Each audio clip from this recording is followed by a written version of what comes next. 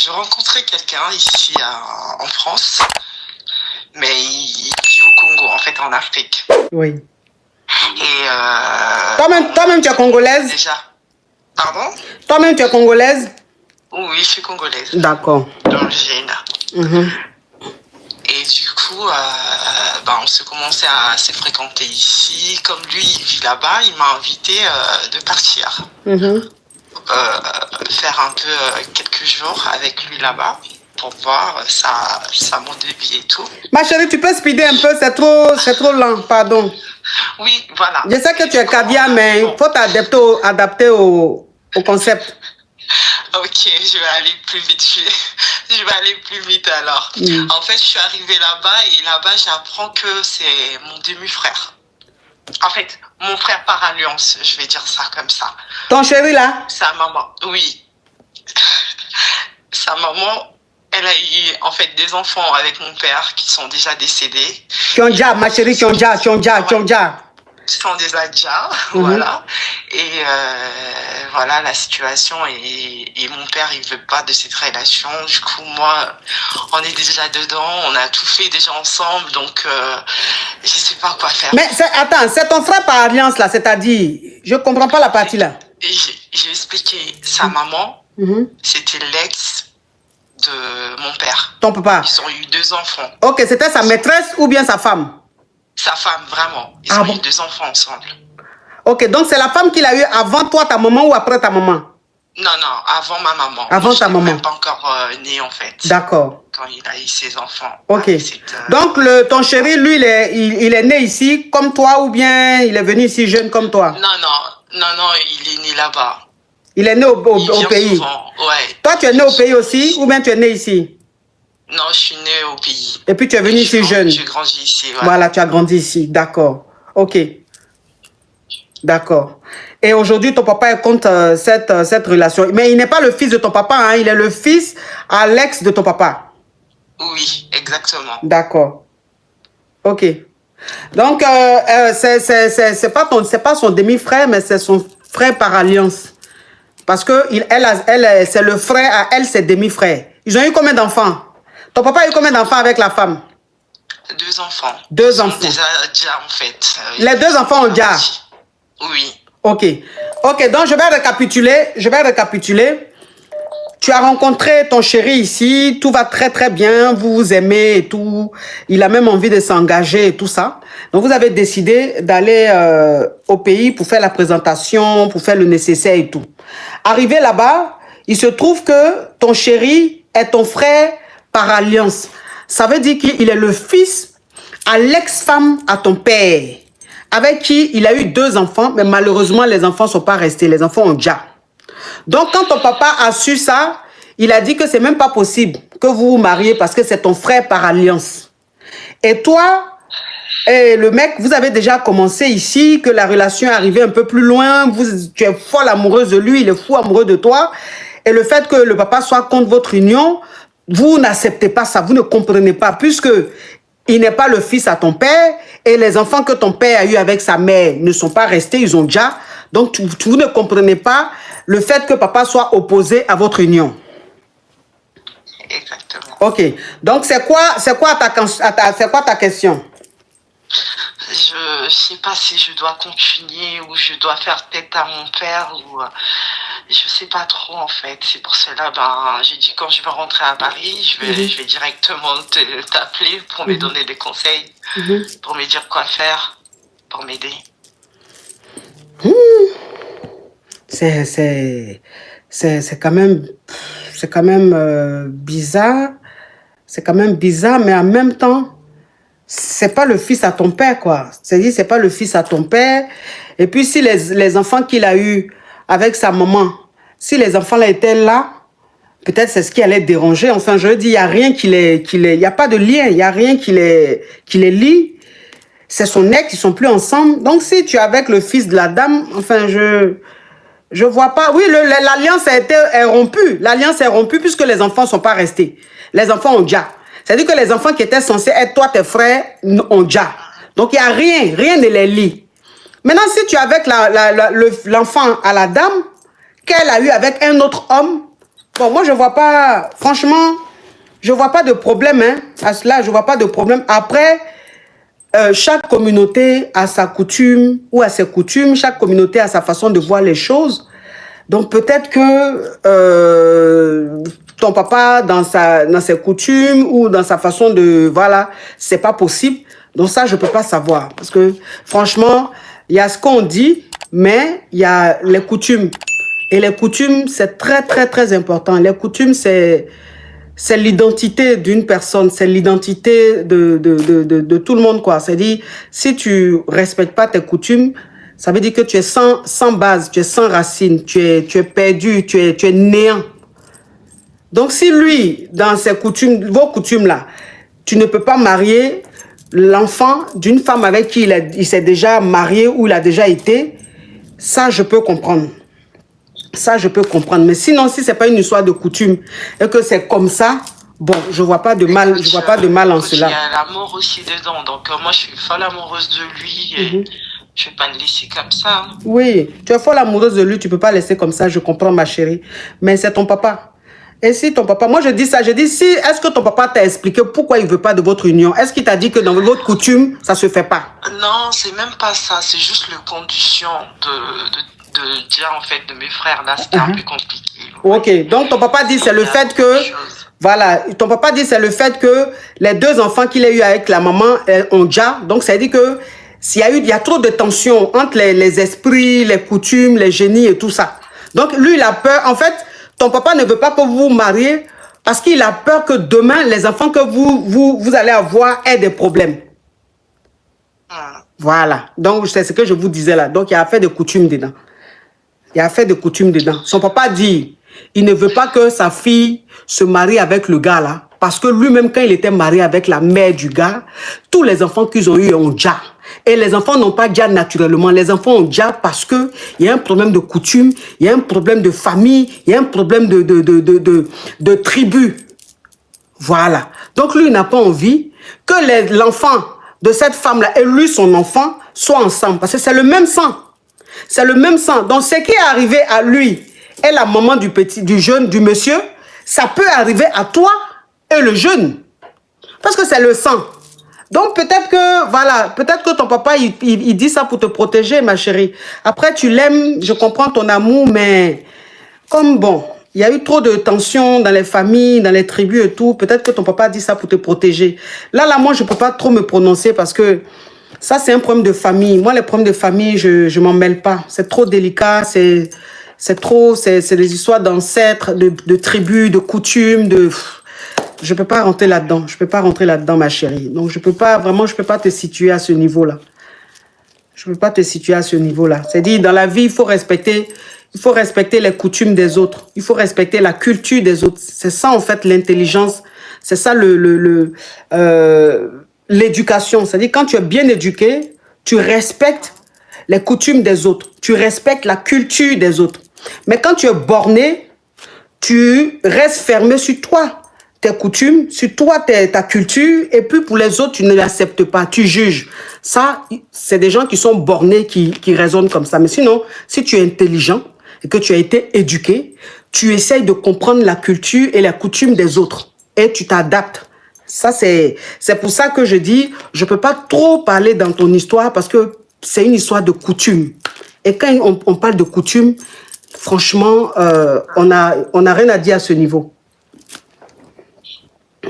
D'accord? C'est ça. Voilà, c'est ça quoi. C'est ça. C'est comme moi, ma mère est décédée, on l'enterre en juillet, donc ça dit que son corps va rester pratiquement 3 mois à la morgue. Il y a des gens, en fait, qui ne comprennent pas sur les réseaux sociaux, qui mettent les commentaires bornés comme leur vie. Ah, mais pourquoi c'est jusqu'à 1 juillet? Ah, pourquoi ça dure? Tu vois, ça, c'est des gens qui n'ont pas d'éducation, c'est des gens qui sont bornés. C'est-à-dire qui n'arrivent pas à s'ouvrir, qui n'arrivent pas à comprendre la culture des autres, qui n'arrivent pas à comprendre la coutume des autres. Et donc, ils pensent que eux, leur coutume, leur culture, c'est universel. Ça, c'est des gens comme ça, tu peux pas les raisonner parce qu'ils sont bornés. Et quelqu'un qui est borné, tu ne peux pas raisonner une personne qui est bornée. Donc, c'est ça, ma chérie. Courage à toi, ma chérie. Merci beaucoup. Courage. Bisous. Bisous, ma chérie. Bisous, au revoir. Je suis africaine, béninoise. Pourquoi tous ces détails? Je suis à Koweït actuellement. Oui. Bon, ce que je voulais demander, si je n'ai pas encore terminé ma formation. Donc, mon souci, si je rentre de terminer ou bien, comment je peux faire? Tu dis quoi? J'ai dit que je fais la broderie, vous voyez. Donc, comme tu fais la broderie? Yes. Broderie, c'est quoi? C'est un métier. De bordel. La broderie, là. Ah, toi aussi. Quand même, entre le B et le O, il y a R. Tu vas laisser R là. Et puis, tu as dit broderie. Franchement, moi, même quand il dit formation de broderie, pour être bordel aussi, on doit aller suivre sa formation.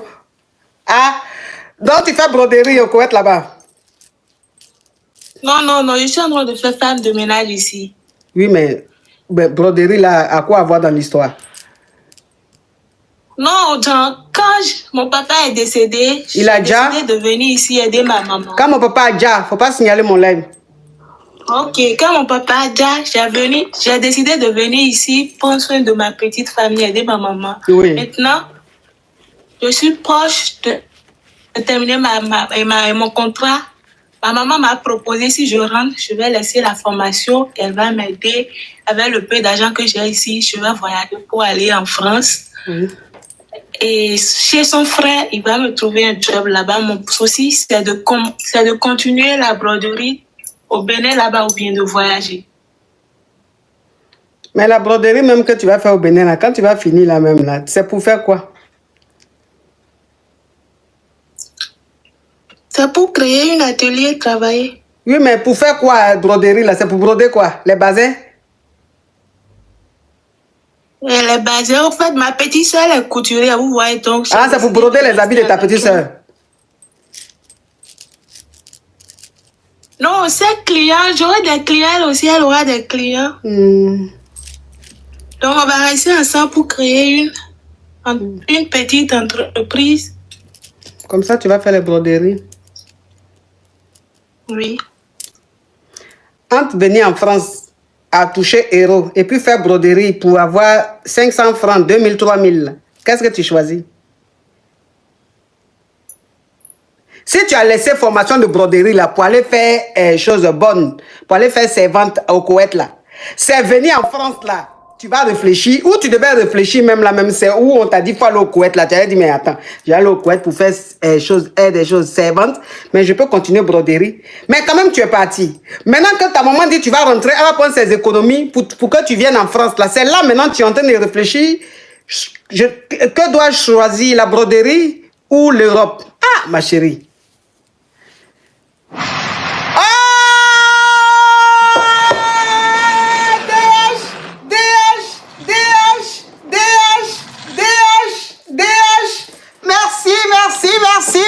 Merci DH. Merci mon caviar ou ma caviar. Merci DH. Toi aussi, hein, ma petite. Faut aller, ta maman va faire, tu vas venir en Europe, hein. Comme ça ici là. Merci ma coach. Comme tu aimes broderie là, quand tu vas arriver ici là, tu as demandé formation pour faire broderie là ici là. Comme ça, quand tu vas avoir ton diplôme de broderie ici là, tu peux après travailler dans ton pays. Comme ça, ça sera encore plus lourd. Tu comprends? Ok, merci ma coach. Courage ma chérie. Merci beaucoup. Oui. Oh. Oui, ma chérie, tu ouvres ton gosier, on t'écoute. C'est pour poser une question. Oui, on t'écoute ma chérie. En fait, ça fait quelques mois, j'ai rencontré quelqu'un. Mais lorsque la personne est venue vers moi, la personne m'a demandé si je sortais avec quelqu'un, etc. J'ai dit à cette personne que non, je ne sors avec personne. Entre-temps, je sortais encore avec le père de ma fille. Mais sauf que la relation n'était plus vraiment ça. Moi, je cherchais un moyen pour sortir de la relation. Donc, je me suis mise en relation avec le monsieur. Le père de ma fille et moi, on n'était pas dans la même ville. Mais le monsieur et moi, on était dans la même ville. Maintenant, on a fait du temps ensemble, quelques mois, 3-4 mois après. Il a remarqué un jour que mon téléphone était sur vibreur. Il m'a posé la question, pourquoi c'est sur vibreur? Je l'ai expliqué en disant que non, j'aime pas quand je dors, on me dérange. Il me dit, non, c'est pas normal, tu as un enfant, c'est pas une raison. J'ai dit, ok. Un jour, il y a mon patron qui m'avait appelé et on était à table, on était en train de manger. Il écoutait la conversation avec mon chef. Quand mon chef est en train de me gueuler, j'ai diminué la conversation. Donc, dès qu'on a terminé la conversation avec mon chef, il m'a dit, pourquoi tu as diminué le téléphone et tout. J'ai dit, bah, non, c'est parce que je ne voulais pas que tu écoutes la conversation. Il a pris ça autrement, il s'est fâché. Un jour, il m'a dit, je suis pas sérieuse. Déjà, j'ai commencé avec le fait que mon téléphone est sur vibreur. Et puis, avec mon chef, on ne sait pas qu'est-ce qui se passe réellement. Il a commencé à mettre des soupçons. Je lui ai dit, non, écoute, je veux te parler. Quand on a commencé la conversation, je lui ai dit, bon, tu t'es menti sur un point. C'est vrai que je ne sors plus avec le père de ma fille, mais de temps en temps, on s'envoie, on s'appelle, des messages et tout. Mais moi, j'aimerais me mettre vraiment avec toi. Voici pourquoi je vais mettre un terme avec la relation avec le papa de ma fille. Voilà, le message est fait et tout et tout. Il m'a dit, ok, d'accord, c'est pas comme ça qu'on fait les choses. En tout cas, de toutes les façons, il n'est plus intéressé. Je lui ai dit, ah bon? Il m'a dit, oh oui, je veux qu'on arrête la relation. J'ai dit, ok. On a fait 5 mois de séparation. Il est revenu il y a quelques mois. Il est revenu, il me fait comprendre que non, il s'excuse, il se rend compte que il s'est mal comporté avec moi, il veut qu'on reparte sur de nouvelles bases. Mais entre-temps, j'ai eu à sortir avec quelqu'un pendant cette période. Mais la relation, c'était pas une relation sérieuse. Quand il est revenu vers moi encore, il m'a posé la question que est-ce que tu sors pendant cette période, tu es sorti avec quelqu'un? Je lui ai dit non. Parce que pour moi, je ne considérais pas la relation. Donc, pour moi, c'était non et tout. Il m'a dit, ok, d'accord. Maintenant, pendant, il y a quelques jours, on a eu une conversation. On parlait de tout et de rien. Je lui ai dit, bah, écoute, je suis sortie avec quelqu'un. Il me dit, mais comment se fait-il que tu es sorti avec quelqu'un alors qu'au départ, tu m'as dit que tu n'avais pas de relation et tout. Je dis, ben, moi, je ne l'ai pas dit parce que je me suis dit, si je te le disais, tu allais mettre un terme à notre relation. Et comme je ne veux pas perdre cette relation, donc, j'ai décidé de ne pas te le dire. Il me dit, tu as trahi ma confiance une fois de plus, tu m'as menti et tout, je me sens blessée, je me sens trahie. Je dis, bon, ok, quand tu emploies ce genre de terme, c'est pour me dire quoi, on arrête encore une fois de plus et tout. Il m'a pas concrètement répondu. Comme j'étais chez lui, je lui ai dit, bon, dans ce cas, dépose-moi chez moi alors. C'est quelqu'un pour qui j'ai des sentiments, mais je ne sais pas si c'est parce qu'il sait que j'ai des sentiments pour lui qu'il se comporte ainsi. Je lui ai envoyé un message pour m'excuser, pour dire que je sais que je t'ai blessée, mais c'est parce que j'avais peur de te perdre que je te l'ai pas dit. Et c'est pas une relation que je considérais, d'où j'ai pas eu cette force de te le dire. Attends ma chérie, hein. Attends, fallait chose comment on appelle Caviar pour remets la personne, je vais lui répondre. Remets Caviar pour celle que tu viens de bloquer là, ou bien celui-là, faut remettre, je vais lui donner sa réponse. Je voulais lui donner sa réponse, remets s'il te plaît. Comme ça, je vais voir son nom pour lui répondre. Ou bien tu peux plus le remettre. Tu peux le remettre ou pas? Tu l'as remis, c'est quoi son nom? Je retrouve plus son nom. Voilà, il s'appelle Philux. Il s'appelle Philux. Ok, Philux. Je sais pas, Philux, ça veut dire que c'est un homme. Bon, elle est en train de parler de son histoire. Toi, maintenant, tu es en train de la traiter de tous les noms, là. Toi, tu es qui pour la juger, elle? Philux. Philux, tu es qui pour la juger, elle? Toi, tu la juges de tous les noms, là. Mais toi-même, là, est-ce que toi-même, en tant qu'homme, là, femme t'a déjà aimé dans ta vie? Est-ce qu'une femme t'a déjà aimé dans ta vie? Est-ce que tu as déjà fait 6 mois même d'une relation, Félix? Jamais. Pourquoi? Parce que non seulement tu es poivre, et de 2, odeur de ta gbève là, on dirait à Jovan. Et que dans ta gbève là, quand tu dis bonjour, c'est à Jovan on sent en même temps. De 3, tu as Kikinette. Kikinette que tu as là aussi là, tu sais pas gré. Donc toi seul, tu as tous les défauts du monde. Et donc, comme la frustration en toi, ça fait que tu te retrouves maintenant sur les réseaux sociaux et tu passes ton temps à traiter les femmes de Diantra, des femmes de Poclé. Parce que tu es frustré, parce qu'aucune femme n'arrive à rester avec toi. Aucune femme n'arrive à rester dans ta relation parce que tu es poivre, ta beuve niaise, tu as kikinette et puis tu fais 30 secondes. Ça veut dire que tu ne sais pas gré. Tu comprends un peu? Voilà. Donc quand tu vois les femmes appelées comme ça, et puis elles n'arrivent pas à laisser un homme là, c'est la rage qui te prend et puis tu les insultes. Voilà. Donc, ta frustration, là, il faut aller mettre ailleurs. Elle, là, c'est pas de sa faute, hein. Si tu as tous ces défauts-là.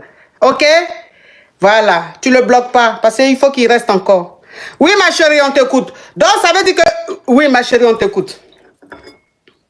Oui, en fait, c'est pour dire que je n'ai pas eu le courage de dire que je suis sortie avec, j'ai eu une aventure, de peur de perdre la personne, parce que je tiens à cette personne. Mais lui, il voit ça comme étant une trahison de plus, il est fâché, et je sais pas, il a demandé de l'espace, mais pour moi, j'ai peur de perdre la personne. Je sais pas quoi faire, en fait. C'est ça ma question, ma coach. Ok, bon, ce mec-là, il est un peu toxique. Il a un profil un peu PN. Tu vois? Il a un profil PN. Ça dit qu'il te donne l'impression d'être jaloux, mais c'est pas de la jalousie, en quelque sorte. C'est de la possession. Tu vois? Et je pense que vous deux, là, vous n'êtes pas compatibles. Vous insistez, mais ça va pas. Vous n'êtes pas fait l'un pour l'autre. Ça va pas. C'est-à-dire vos énergies vont pas ensemble. Vos énergies vont pas ensemble. Il est un peu toxique. D'accord, ma coach. Oui. Donc voilà, ma chérie. Okay. Merci, ma coach. De rien, ma chérie.